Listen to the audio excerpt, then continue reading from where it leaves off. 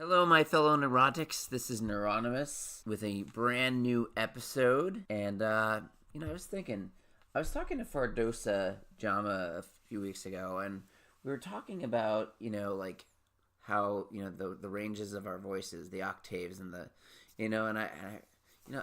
I was at work today, and it's weird. I keep getting called ma'am, and I can't imagine why, because, unless I'm like a 90-year-old chain smoker who's been chain smoking for the last 60 years of their life, 20 packs a day, I can't imagine why somebody would think that I'm a ma'am. I don't know, but but here's the thing, sometimes I'll get called hun or ma'am, So, and I was just thinking about, I haven't seen the movie yet, but I heard from the movie, about the movie A Star Is Born, which I really want to see, but again, as usual, Movie Pass fucked me over, that Bradley Cooper, the actor Bradley Cooper, learned to lower his voice several octaves. So I'm going to try it. I'm going to try for as long as I can on this episode to lower my voice and see how that works. So that's what we're going to do today. So I'm very excited. We have a great guest. He's a comedian. His name is Trevor Lee. You may remember when Nathan Smezrut was on the show, and he had talked about how he and Trevor had taken the reins as far as hosting the show, the comedy show at the Coffee Hag. Well, Nathan's partner in crime, Trevor, is going to be on the show today. So I'm very excited to have him on the show, and he's a very funny guy, very sweet guy. We've been trying to have him on the show for a while. Our schedules just haven't lined up, and yesterday I sent him a message saying, "Hey, when are we doing this?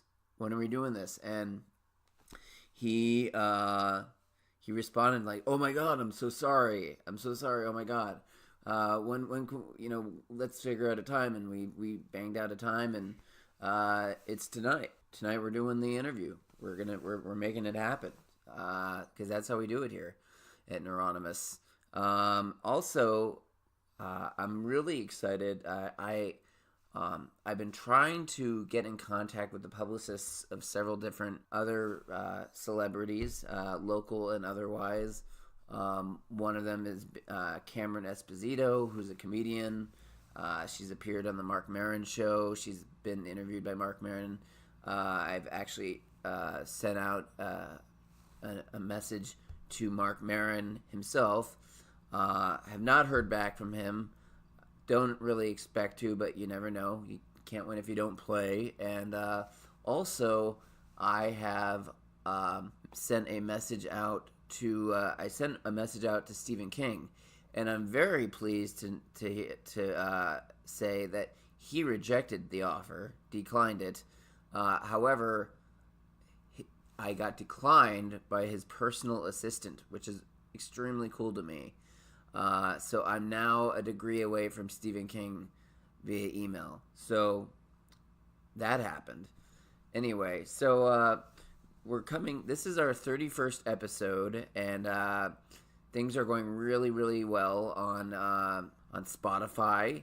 And I'm very excited that things are, like I said, we're going global. Apparently, people in New Zealand like me. Slovakia. I was talking to my mom the other day, and she goes, "Do they speak English there?" And of course, naturally, my wife and I laughed because, yes, of course, I'm sure there are people that speak English. America is not the only country in this world that speaks English, Mom. Just pointing that out. So anyway, that's really all I have to say for this intro, and I'm excited that in just a few moments we're going to bring Trevor out, and we're going to have a great conversation.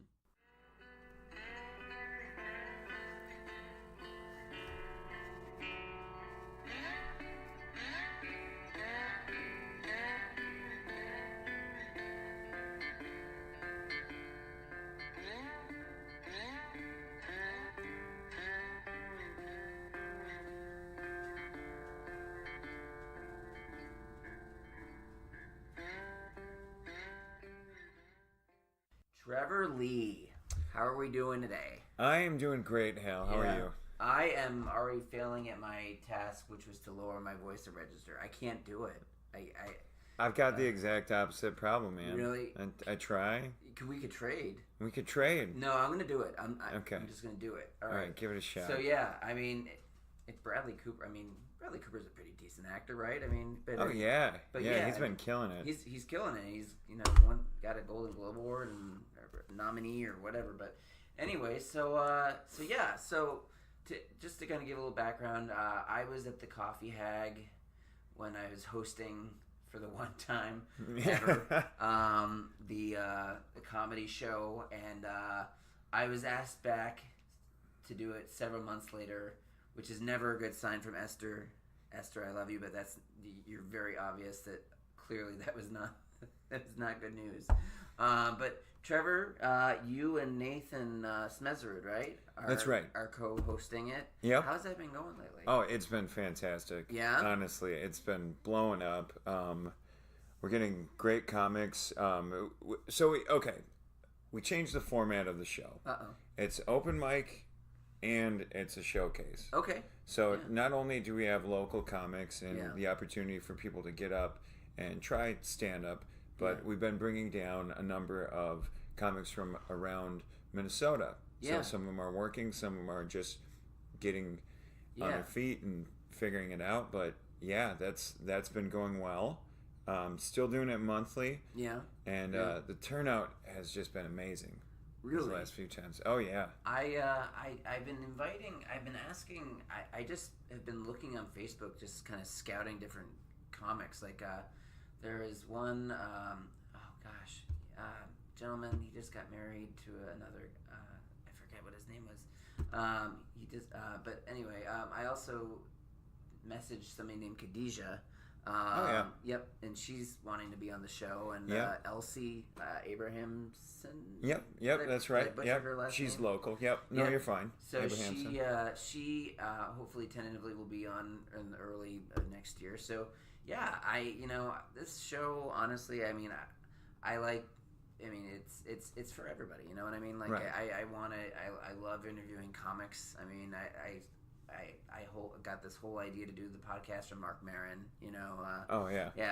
so he does the WTF podcast, and what made you decide? Let's start simple. Where are you from originally? I graduated high school from New Ulm. Okay. Moved several times growing up. Okay. So I was actually born in the Twin Cities area. My childhood home was in Brooklyn Center. Okay. Lived in St. Cloud for 5-6 years, and then ended up going through high school in New Ulm. I'm sorry. It was quite a transition. Yeah. I just remember one of my things one of the bits in my act is I remember I was in New Ulm. I was driving through there, and there was the Pizza Ranch. There was a Pizza Ranch there, and it said there was a sign on the front of it that said "Now serving Jesus," and I just that was the genesis of a whole piece of comedy for me, because I'm like, it's weird. You'd expect pizza at a pizza place, not eating some are they serving undead real guy. Pieces of pizza? Are they doing like the communion wafer thing? I've heard that's really just like distilled parts of Jesus mixed in with the batter. Bloody Mary Bloody Mary base for the pizza sauce. Exactly. So the whole family. What got you into comedy? What gets, what were your influences? How did you get to here? How you in this mic? So I've always been an attention seeker. I've from the moment I could try doing theater, I've been doing plays. I've been music. I've been performing music. That it got to the point where I'd been in college for a couple years without any sort of music or stage time, and I saw there was an open comedy mic. Okay. A weekly mic at MSU. All right. And so I thought I'd give it a shot. spent the year doing that, and then I ended up actually taking like a 5-year break. A 5-year break? Yeah, I had found a band, and I was just busy with that, but... Really? Yeah. What kind of music? It was a funk band. Funk band? Yeah, Like Fish or something like that? Or, I don't even know how you should I even describe say it. Fish? I mean, I don't know if Fish is a thing anymore, because Honestly, I'm more old now. like the old... We had more of like that classic 70s funk band. Okay. Like, think more like... Earth, Wind, and Fire or something like that? A little bit. I mean... Like, for example, one of our favorite cover songs to play was Cut the Cake. Okay. By Average White Band. Oh, yeah. That kind of thing. Picking up the pieces. Exactly. Yeah. I don't remember if we ever played Pick Up the Pieces, but yeah. Oh yeah. Oh, I know the song definitely. Yeah. But that was a good time. I was actually playing it. I was on the Swingers soundtrack. I was listening to that. I was like, nice. Wow. Anyway, continue, please. Oh yeah. So did that for a while, and I thought I'd give it another shot. Yeah. So I did it sporadically, once every few months. Yeah. Just kind of dabbling in it at some of the open mics around town. Pub 500, they do their variety open mics. So anybody who has any mic-oriented talent, I guess, music or otherwise. Anybody that'll give you some attention. Right. Yeah. Yeah. All right. No, I totally get it. Yeah. Yeah. And then things just kind of built from there. That's awesome, and you got you're hosting now. That's awesome. That's right. Yeah. See, I'm okay behind this mic because I don't have to look at fucking people. But like when it comes to like, I mean, I did the stand-up comedy thing like 5 or 6 times, and Nathan and I, when we were talking, he was saying if you're not getting that anxiety before the show, then there's something wrong. Right. And the thing is, I suffer from generalized anxiety disorder to begin with, so like I just remember like things went okay. I think I had beginner's luck the first time, and after that, the second time I just completely bombed. I mean, I just looked. It was like watching an episode of The Walking Dead, like there were like these dead eyes just looking at me, and I just was like, okay, I'm done.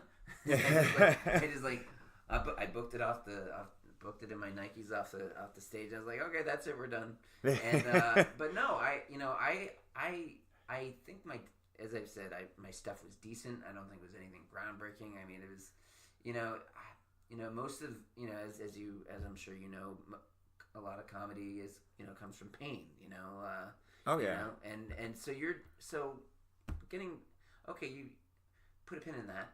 So you're doing the theater thing too, doing some acting, you said, or directing, or so I used to that was more like a high school thing. I never really followed that passion. Okay. I mean, I was in like high school plays. I was on the speech team, sure, that kind of stuff. So I guess that would be a good foundation for just stage presence in general. Yeah, learning how to speak in front of people. Right. So that really I never had the anxiety that comes with speaking in front of people. Right. It's more so the fact that, are they going to laugh? Right. Is this thing that I think is really funny, am I really translating that enough so that everybody else is going to see why that's funny to me? Right. No, I totally get that. And see, what you need to do is you need to get married. Because when you get married, are you married? I am married. You are married. Yeah. Where the fuck do it's like I don't do fucking research, man, and then this happens. This shit happens. How long have you been married, man? About 2.5 years. 2.5 years? That's awesome. Yeah. How old are you? I'm 28 years old. 28. Oh God. Yeah. I think that's about right. That's about when I think I got married about 29 to 30 years old, and then I got really heavy into drugs, and she's still stuck with me. And nice. Yeah, I know that That's the test. That really is. That's the storm. That's the test. Yeah, I mean, you start getting into heavy duty drugs like cocaine and Oh yeah, that's the plan. In a couple years, I'm gonna really put the pedal to the metal. I just want to do it right, though. Yeah, I want to give it some time to marinate. Yeah, I'm trying to get a better job so I can really just tank everything all in one. Yeah, that way you can live out of like a storage unit at some point. I want that not cliche at all tattoo that saying that says, "You can't have me at my best if you don't love me at my worst."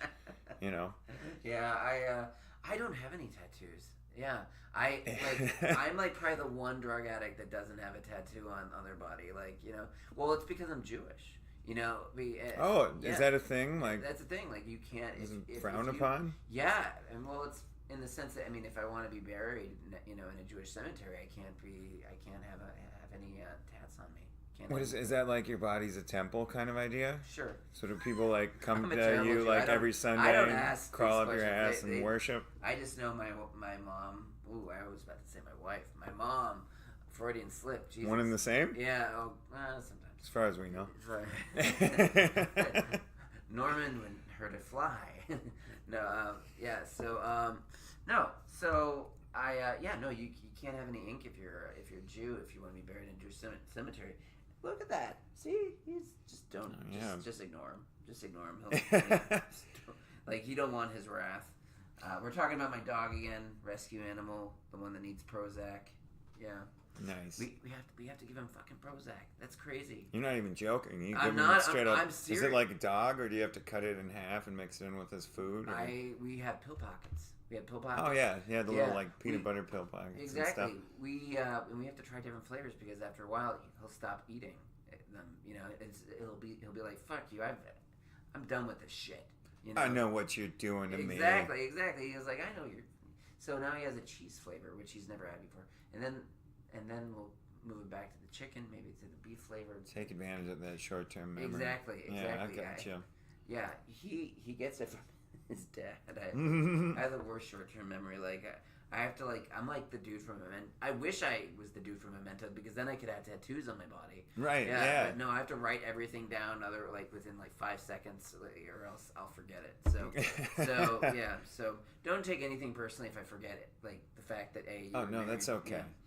Yeah. So so how did you guys meet? I mean, and how does she feel about you doing the comedy thing? Okay, so I actually kind of interesting. I knew her in middle school, but we didn't know each other. Yeah. And then she moved a year and a half after I met her. So we were, I knew friends of hers enough that when I got out of high school, I added every person I had an acquaintanceship with or sort of knew that I thought was attractive and maybe could get to know. Sure. That kind of thing. Right. I'm sure that I'm not the only one who did that after high school. Not. Yeah. Well, it actually... I'm just glad you had friends after high school. Yeah. And I knew she was going to school in Las Vegas, and we caught up just kind of out of curiosity of like, hey, like, what's going on with your life and stuff. Well, as it turns out, shortly before her 21st birthday, she moved to Mankato because she had been living in Mankato. Oh, no, I didn't know that. That's awesome. And right? That's awesome. Yeah, That's I mean, I guess it turned out right. It worked out well. We were outside of a bar, and I was smoking a cigarette, and what I is offered it with her you fucking comics smoking cigarettes? Anxiety, I think. Yeah, I think that's what it is. It's I'm like an ex-smoker, so I mean, but I quit. Maybe I don't really get it. I just know I feel better on stage if I just smoked. Yeah, So it must just be like that. Maybe that. Because well, that's the thing. Like I for some reason I saw you with the cigarette outside, and I was like, that dude's a fucking smoker. He doesn't. I mean, I don't know why. For some reason, I have this weird image. I don't know why.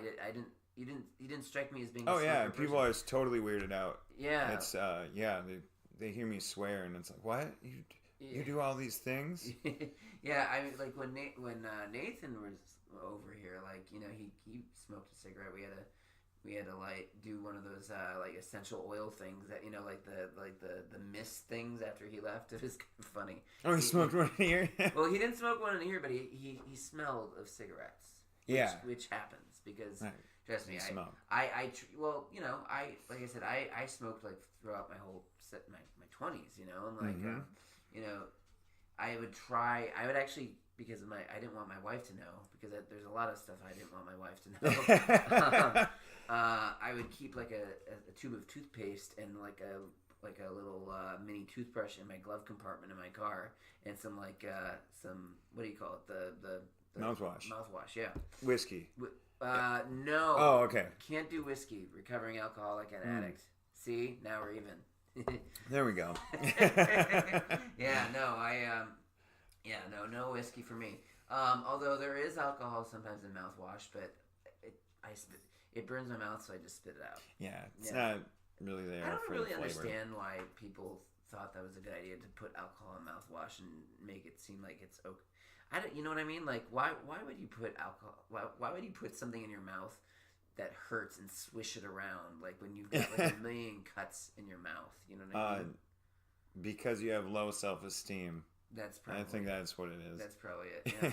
So how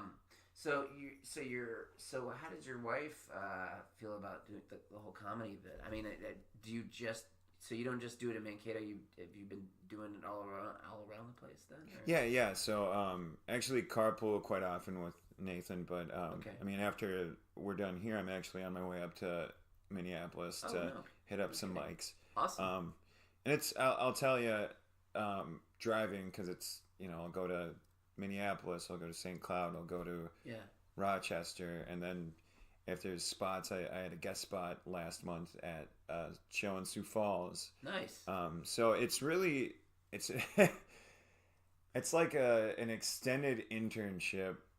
Sure. That might last 15 years, kind of thing. You know what I mean? Like it's a passion. You can't do it if you're not in love with it. Right, and see, and that's the thing. Like I love. Here's the thing. Growing up, I always wanted to be a stand-up comic. But, okay. But the thing is, I hate people. You know what I mean? Like, a lot of but comics here's the thing. people. You know what I mean? Yeah, I mean, I'm sure Lenny Bruce hated people. You know, I mean, George Carlin probably fucking hated people. You know, right? You know, but the thing is, like, I like comedy. I didn't like having to go on the stage and be in front of it. So that's why I'm a fucking coward, and I sit down. Well, it's natural though. There's so many comics I've just in the last couple of years, watching them gain more confidence on the stage and trusting that people are actually want to listen to them. Yeah. But yeah, I guess it's just one of those things. Yeah. Some people just can't do it. Yeah. But sometimes the funniest person would be terrible at stand-up comedy. And that's the thing.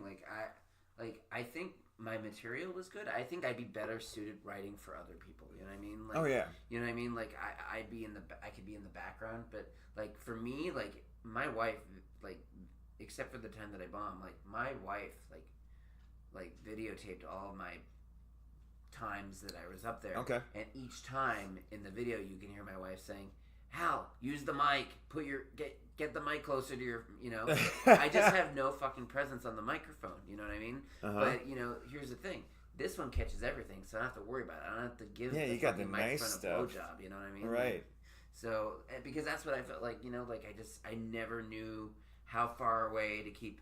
That's really profane. That gesture right there. Wow. Yeah. I was just making a You were gesture. working hard. I am working really hard. Thank you, Trevor, so much for that. No, I'm just kidding. No, I just went like this is for me. This is about as good as it's gonna get. I mean, this is a passion project for me. Like I was, and it's so weird. It's all happened so quickly. Like I was watching it, and I don't even know how it. I was watching an episode of Glow that happened to have Mark Maron in it. Okay. And then I was like listening to Mark Maron on a podcast, and then I was like, I could do this. I don't have to look at people and do anything. I can just talk into a mic, and I can talk, because this isn't really. I don't think of this as really much of an interview. It's more of a for me. I just think of conversations. Right. Do you feel like you're being interviewed right now? I feel like we're in a conversation, yes. Just like. It's expedited, Yeah, a little bit. You skip the small talk, we just get right to Yeah, no, it's, what do you call it? Single serving friends, like on Fight Club. Yeah. Just kidding. And that's kind of like why I like this, is because I like you said, it's kind of like an expedited conversation, like we just cut right to it, and the thing is, we may never see each other again, There's a chance. I mean, I love going to comedy shows, so odds are we probably will see each other. I'll be in the audience, so.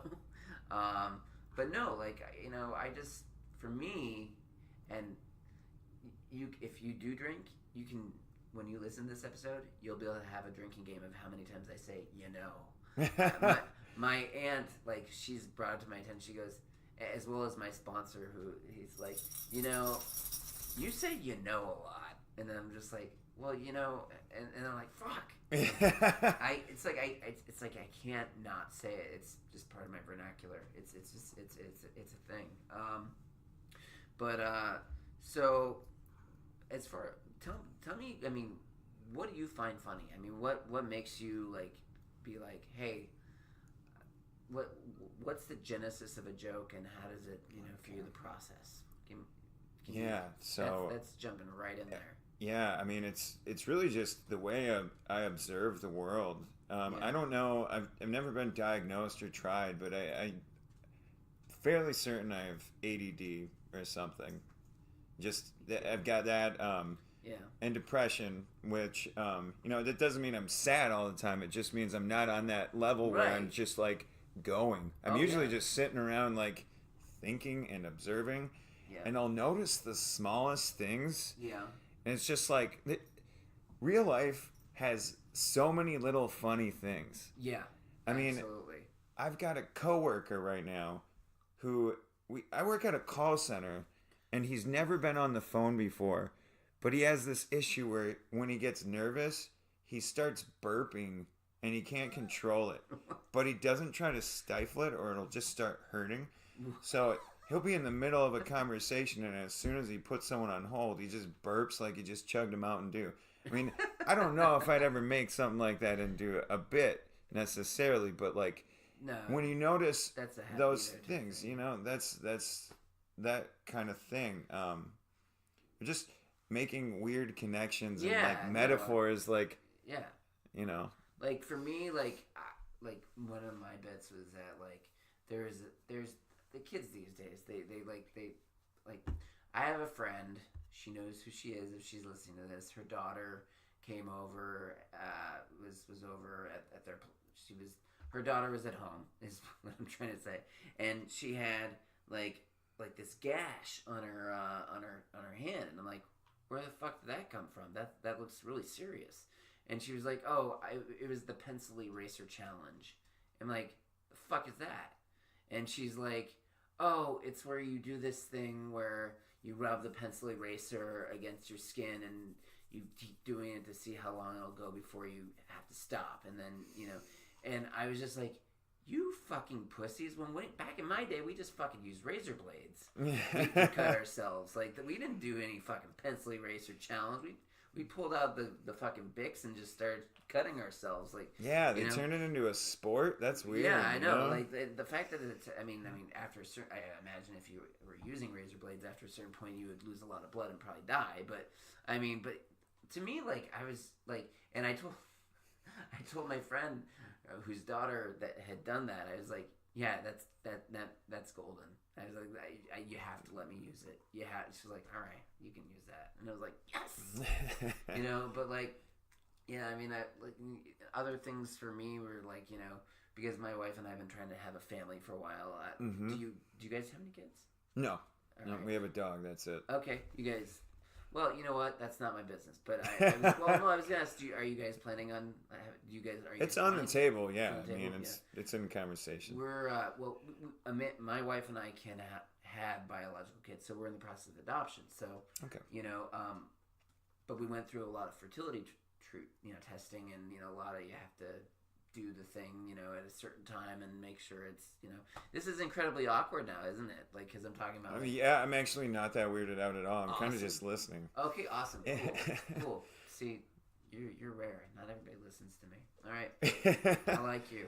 No, so I was talking about how,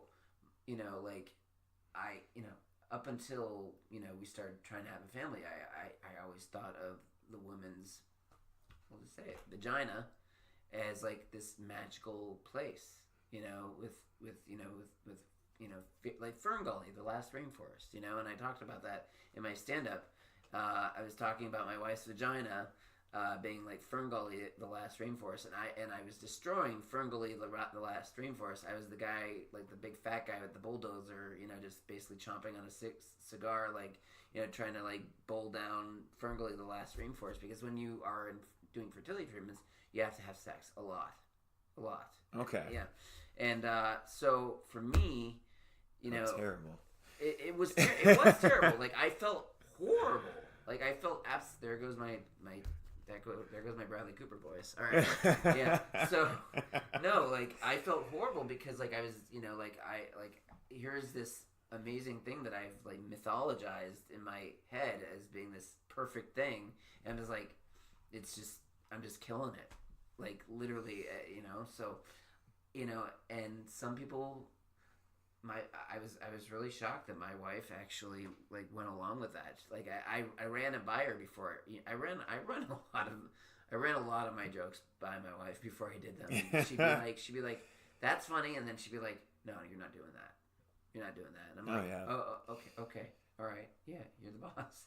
But yeah, that one I'm shocked she let slip through. But yeah. So but yeah, I mean, do you and your wife? I mean, does she have any say as far as because I watch a lot of like comedy shows like Jim Gaffigan and stuff like that. Yeah. I love Jim Gaffigan, and he and his wife they write his material. So I mean, does your wife have any say or part in any of your yeah, definitely. I mean, I do. She doesn't help me with the writing so much as she does with the delivery. The delivery, okay. So I'll tell her what I'm going for and why something's funny. Yeah. And she basically lets me know if I've if she doesn't laugh much. She likes people falling down like that. She likes really slapsticky, silly shit. I love it when old people fucking fall down. That's hilarious. I like kids. I like knowing they're not dead. Or when an old person falls, you just wonder like, oh shit, are they ever gonna get the chance to fall down again? Right. Kids can fall down over and over again. Yeah, and that's pretty funny. Unbreakable. Oh yeah, I love it. I love watching kids fall down. But yeah, I will deliver a joke, and if it's not really working, she has no problem telling me that it's not that funny. Yeah. So it's. That's cool. On that level, so it works. It's kind of like workshopping in a way. Yeah, no, I mean, and that's I think that's the beautiful thing is with comedy. I mean, it's like, and when you're married, I mean, it's you get you have that person that lives with you that knows you through and through that you can completely, she can call you on your bullshit, and and just absolutely be like, yeah, that's not cool. I'm not okay with that. Or you could say it a different way, and it might be a little bit funnier. Right. And that's the thing. Like, and you'd think, I'm Jewish, right? Right. Jews are supposed to be funny, right? And I feel like I'm not as funny as a lot of other Jewish people. Like I feel like I'm kind of failing my people by not having the funny gene. Oh, I assume there's just a lot of really unfunny Jews. Yeah, I'm trying to think of one. No, I can't. Well, they're like, is your whole family funny or something? Or? No, my mom is absolutely not funny at all. I mean, she's like, no. My dad is funny.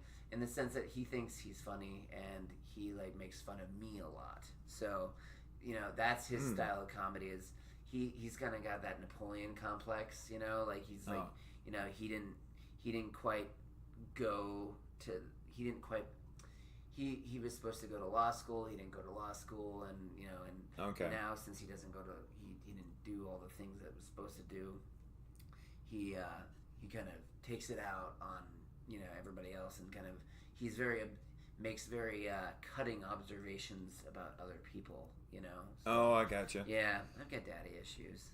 It's I think we all do. I think we all have mother issues too. I don't know. How are you and your mother? Do you and your mother get along very well? Yeah. Yeah, really? No, my mom's great. How's that work? How does that work? Getting along with your mother? Yeah. She's the kind of person who's nice to a fault. Really? Like sometimes you just want to be left alone, and she's always trying to nurture. And that's always been the only real problem, and that's not even really that much of a problem. No, you fucker. Hey, she made me, man. Yeah, that's true. Yeah. Well, here's the thing. My mom is actually like she's really like this is an example. My wife was not a fan of my wife apparently. So one day, after a year of marriage or so, my mom calls up my wife and she goes, and I'm gonna use my mom's voice. I didn't love you at first. I didn't really like you, but now I really love you. And like you'd think that'd be like a Hallmark moment, like a really wonderful moment, but like the fact that she's just saying I fucking hated you, like for the first full year of like the marriage to my son, like that, it kind of cancels each other out. You know what I mean? Like it's a nice sentiment, but you could have left the first part out. You know what I mean? Right. Yeah. Oh yeah. Do you? Is your dad? Is he still? Oh yeah. No, my dad. I never know what to say. Is your dad still around? Yeah. Because a lot of us have. Yeah. No, my parents are still together. That's awesome. Yeah, they've been together since basically they were in middle school. They're like that old classic. Right. Yeah. So that's awesome. Dude. Yeah. No, I mean, like any dad, that's them against you always got one parent who's a little more like stern with you. Oh yeah. So the classic stern father, but nothing like good cop, bad cop. Kinda actually. Yeah. It always whenever there was like something where I really pushed their buttons. Yeah. And he kind of maybe lost it on me and felt bad about it. I'd always get like this hour and a half long apology from him. Like where he's coming from, it's like I get it. You're sorry. Can we move on? Like it's gonna happen again, and you're gonna feel bad about it again. I understand. Yeah. See, like my parents, like they do the whole thing where they give you like the silent treatment. Like I remember. Well, actually, here's the deal. It's more like guilt. It's just like an onslaught of guilt all the time. Like when I remember like when they found out that I was like knee deep in cocaine and like all kinds of drugs, and that's a lot of cocaine. That's a lot of. All right. Well, I wasn't Tony Montana, or is it Tony Montana from no? What was his name from Scarface? Oh God. Fuck it. Scarface. Say it. Scarface. We'll just call him Scarface. I wasn't Scarface. He was friends with his gun. Yeah, his little gun. Say hello to my little friend. Yeah. I wasn't doing that kind of cocaine, but like I was doing enough where like I was like going into my dark garage by myself, which was not attached to our apartment, which is like it was like a block away, and just doing like I'm so sorry, Mom, like so like it was just this desperate, like lonely, like oh God, I'm so sorry, I'm wasting all our money on cocaine and my wife could never find out, and well, she found out, and she heaved a brick of Post-it notes in my head. That's kind of that's when real recovery started. When a brick of Post-it notes was heaved towards my head, and I got hit square in the forehead with a brick of Post-it notes. Yeah. Were they like the real ones, like the 3M? The big ones. Okay. It was like a big one, like a big block. Yeah. Yeah. And that shit hurts. It hurts like hell. And she was basically like, you, all right, so, she like ran into our room. She was emptying, like, she started doing the whole thing, and I was freaking out where she was like emptying out our drawer. Oh, yeah. And I was like, well, oh my God, where are you going? She goes, I'm taking the dog with me, and I'm going to your parents. You can either come with me, or you can follow me, and you can tell them yourself. And I was like, maybe I can beat her there. I was really hoping for a scenario where I'd get there first and be like, she's fucking crazy. She doesn't know what the fuck she's talking about. I think she's doing some cocaine. She's clearly out of her fucking mind. But no, she got there first, and then I get there, and my dad's like, so I hear you have something to tell me? And I was like, oh fuck, this is gonna suck.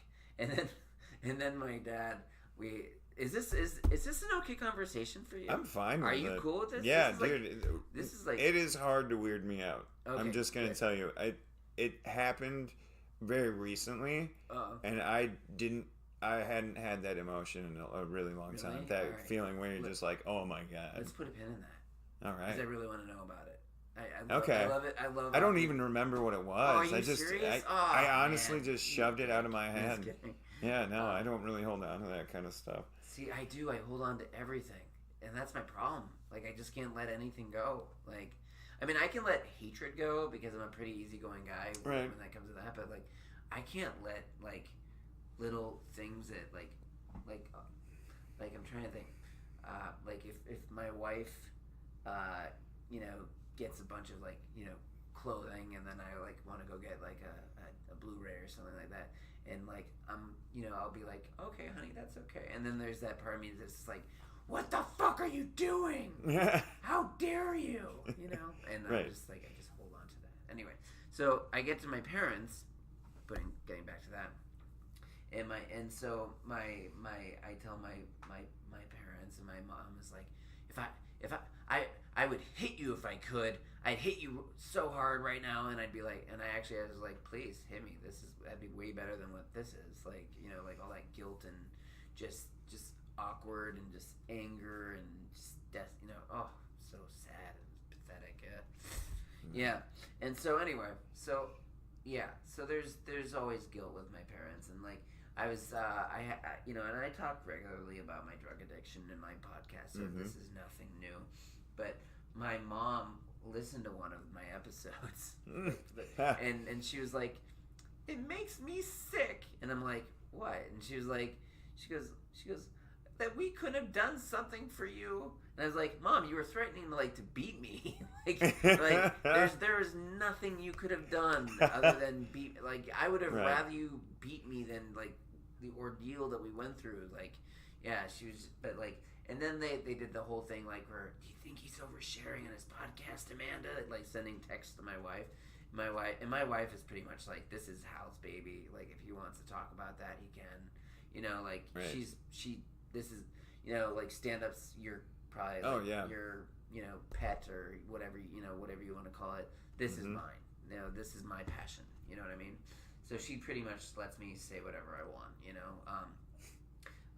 She did get pretty upset though when I referred to this as my baby, because like obviously we can't have children, so you know, that, you know, little that was, dark. Yeah, that got dark. So like when I was trying to justify like why I like to record and listen to myself because I listen to myself, my podcasts a lot, and most people think I'm a narcissistic piece of shit. Hey, that's what a comic is, pretty much. Well, and that's the thing, because the thing is, I want to make sure that everything sounds right. You know what I mean? I want to, you know, if there are any impurities, you know, in the sound, or the, you know, or if like I could have made something sound funnier, you know what I mean? Like it's just, you know, and I think of it like this, like I was telling somebody, think of like the best conversation you've ever had with like a stranger, right? Because I love talking with strangers on a bus or a plane. I did a whole podcast about it, and I think of this, it's sort of like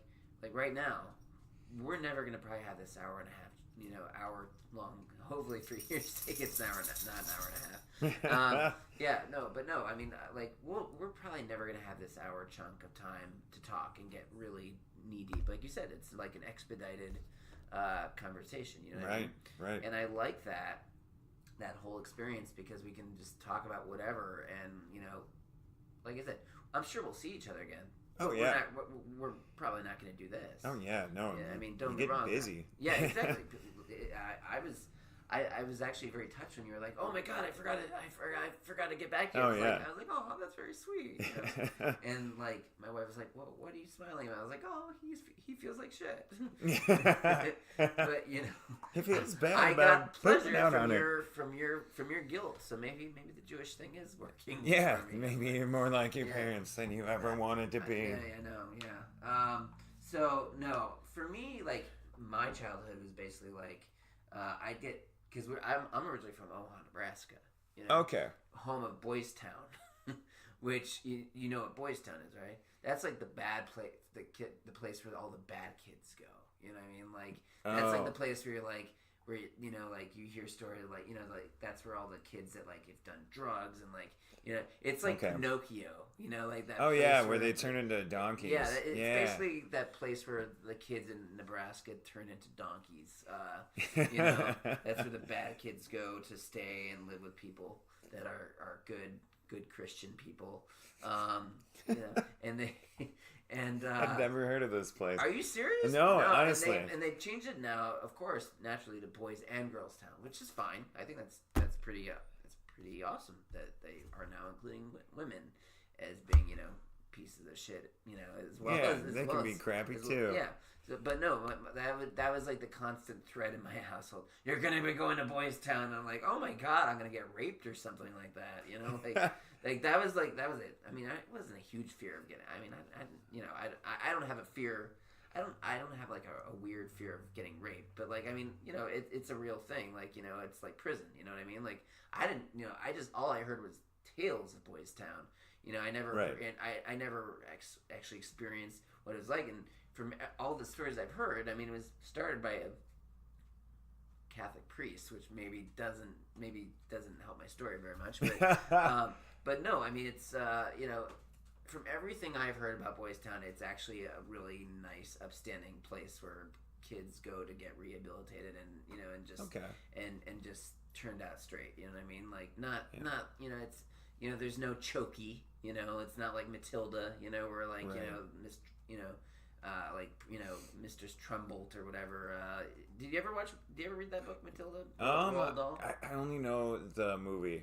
Okay, but you know enough about the movie. Right? Oh yeah. So there's no chokey at Boys Town. It's a lot of good folks trying to help kids out, and that was not the impression that I was given all my childhood. It was basically like, we're sending you there, and you're gonna get tortured for until you're 18. That was.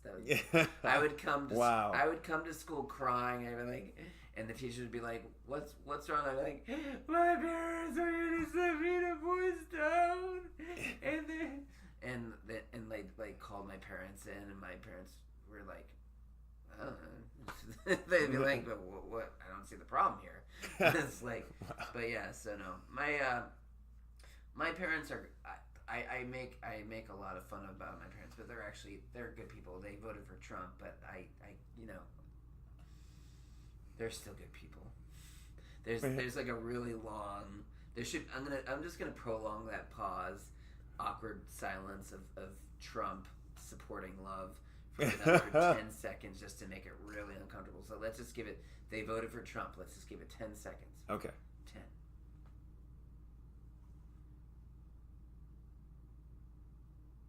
Okay, I think that I'm impatient. Yeah. See, I have ADHD too. I actually take medication for it. So, nice. But yeah, so that was just specifically hatred of them voting for Trump and like I was talking with, you know, who, you know, Fardosa Jama? Yeah, I met her. Yeah, she's performed comedy at the Hague at one point. But no, like, man, we had it out because my parents are like super anti-Muslim, anti-Arab, because they're pro-Israel. You know, there's the whole Zionist thing, and it was, you know, it could have gone really wrong. It could have gotten really dark very quickly with my interview with Fardosa, but it didn't. And she was like, "Where do you think that comes from?" And I'm like, "I don't fucking know." Like, my parents are just fucking crazy. Like, but we've talked a lot about our parents today, haven't we? It's been kind of a parental talk. Yeah. From spouses to parents. Yeah. So, I guess the next question. I mean, what's next? I mean, is this for me? I mean, you said you work in a call center. You don't, and I certainly don't want you to say where you work, because obviously I don't say where I work because I don't want to get fired. Oh yeah, no, that's totally. Honestly, the goal these days, we had a really deep conversation, my wife and I. Is basically I want to have a job where I can, you know, pay the bills, support myself, but comedy is the goal. Yep, comedy is the goal. Just continue that upward march, I guess. Continue to get funnier and get out there more. Right. No, and for me, this is, you know, the podcast. Yeah. I mean, I don't know how I'm doing right now. I mean, you know, but like, I mean, I'm on Spotify. That was kind of cool. Like, I didn't expect that to happen. I mean, oh, really? 13 people are. I mean, you're going to be on Spotify. That's kind of sweet. That is pretty sweet, right? Yeah. Like, I mean, so I mean, I hope you're giving me some good shit. So that's yeah, like, God, just kidding. damn. No, I probably should have told you that. But no, I'm on Spotify now, and I mean, it was at first just Podbean, and you had to have the app, and then my wife let me go on the premium service where because when you first start, you only get 5 hours of podcast time on the place. Oh, okay. At any one time. Yeah. Okay. And if you want unlimited time, you got to pay like $9.99 a month. Gotcha. But they make you pay all of it up front. Okay. Name of the website is Podbean. So I went to.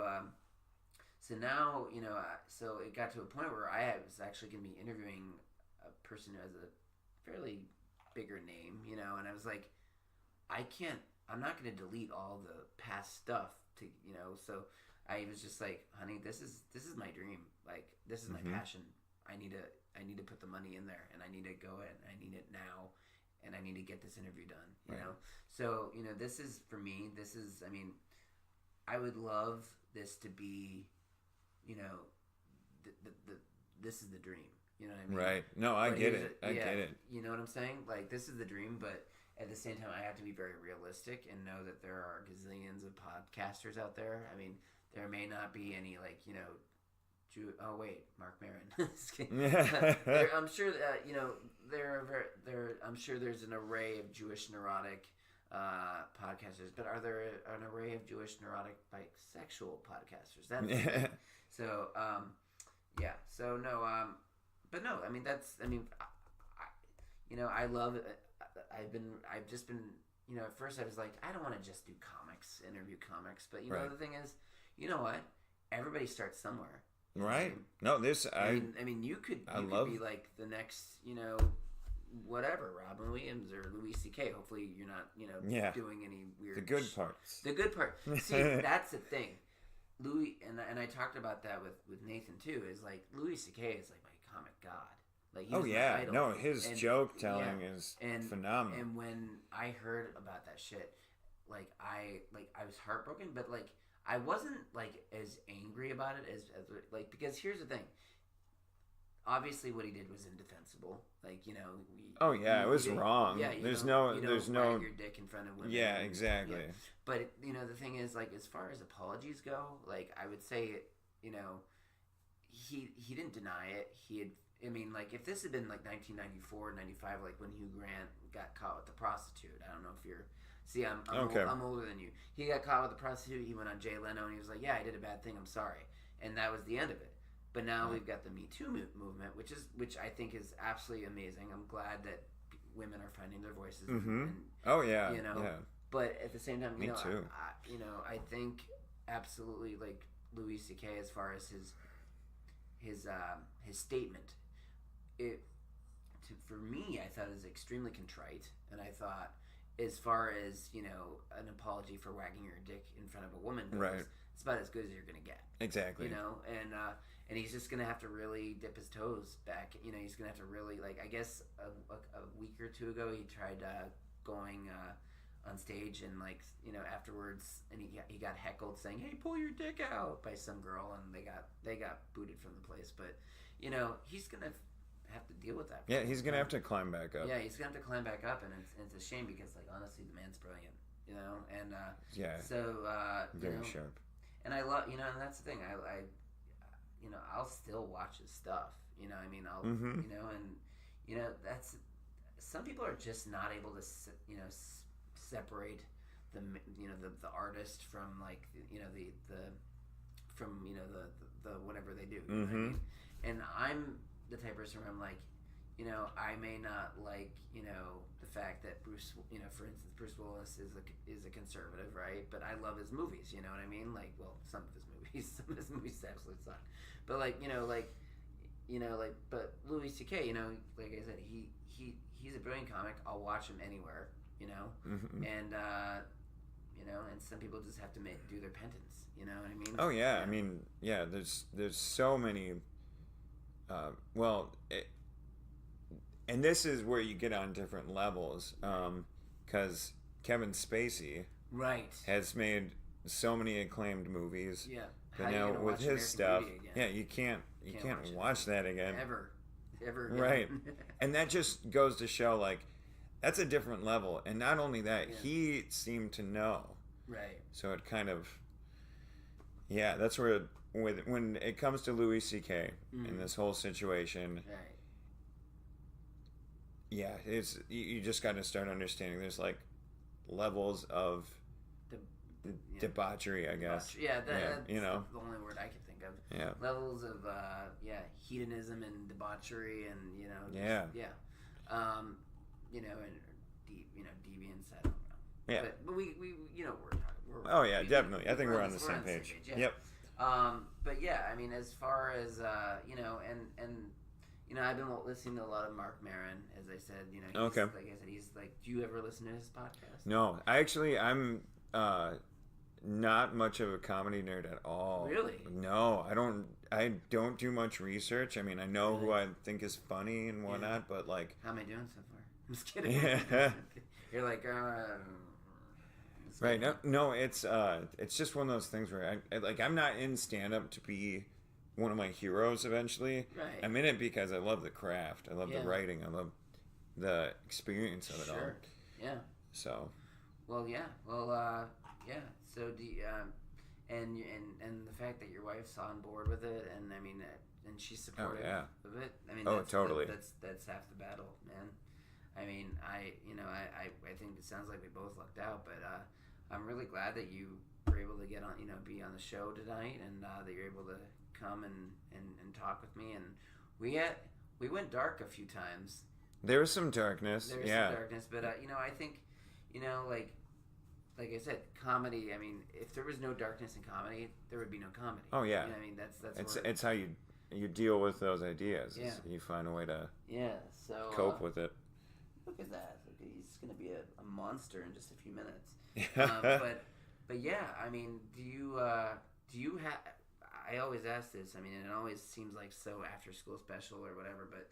Or PSA or whatever, but do you have any advice for comics, young fledgling comics out there that are wanting to do it? I mean, find a mic and just try it. I mean, you have to get past the fact that you might not be funny, you might bomb completely, but if you're not getting out there and doing it and trying to learn from it, you'll never get to the level that you dream of being at. Right. I mean, I wouldn't ever advise anybody to just throw the rest of their life away and like only do that. Like, sustain yourself, be alive.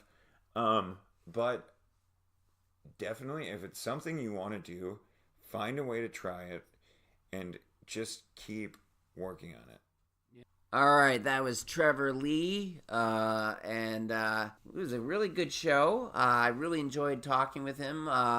Unfortunately, I don't know what happened to the whole lowering my voice, the whole register thing. That just did not happen at all, which just goes to show how hard it is to be an actor in Hollywood when you get accolades for lowering your voice, the whole register, and getting a Golden Globe Award nomination for it. Anyway, so I will not be getting any Golden Globe Award nominations for lowering my voice an entire register. But I will leave you with this. Comedy is dark, and I think we definitely veered on the dark edges of comedy and talked about some dark topics. But like I said, comedy comes from pain and it comes from darkness, and I'm doing it again. I'm lowering my voice. Fuck it. I'm just gonna talk like this. This is my voice. I can't not. Anyway, I can't not talk like this. All right, it's too much. Anyway, I gotta tell you, this has been a great show. It's one of our shorter interviews, but you know what? Packed a mean punch to it. Hope you guys enjoyed it, and hope you guys are having a great week, and you're as always taking it one day at a time.